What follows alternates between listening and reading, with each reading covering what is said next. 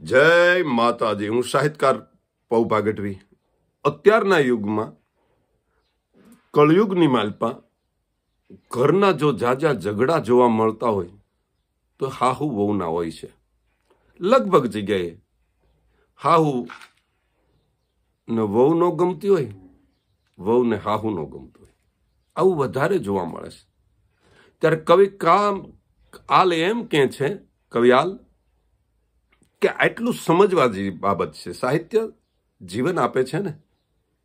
સાસુએ એટલું સમજવું હયે ધરી હરિહંસ, સાસુએ હયામાં ધારણ રાખી અને આટલું સમજવાની જરૂર છે। સાસુએ એટલું સમજવું હયે ધરી હરિહંસ, વહુ જો ન હોત વિશ્વમાં તો વધત ક્યાંથી વંશ। વહુ ન હોય તો પોતાનો વંશ પરંપરા ક્યાંથી વધે, એ ખાલી સાસુએ વિચારવાનું છે। તો સાચું હાહુ જો હારી હોય તો એનો અર્થ એ નથી કે વહુ ફાવે એમ વર્તન કરે, એની પણ જવાબદારી કવિ આપે છે કે વહુએ એટલું વિચારવું ગ્રહણ કરી સદગ્રંથ। વહુને વિચારવા જેવી બાબત છે।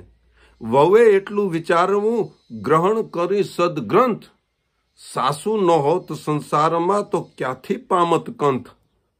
જો સાસુ છે તો ધણી છે, ધણી પોતાને મેળ્યો હોય તો સાસુ થકી મેળ્યો છે, સાસુ ન હોય તો ધણી જ ક્યાંથી હોય।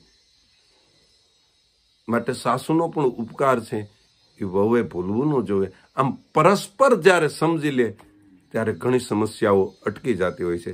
પૌભાના જય માતાજી।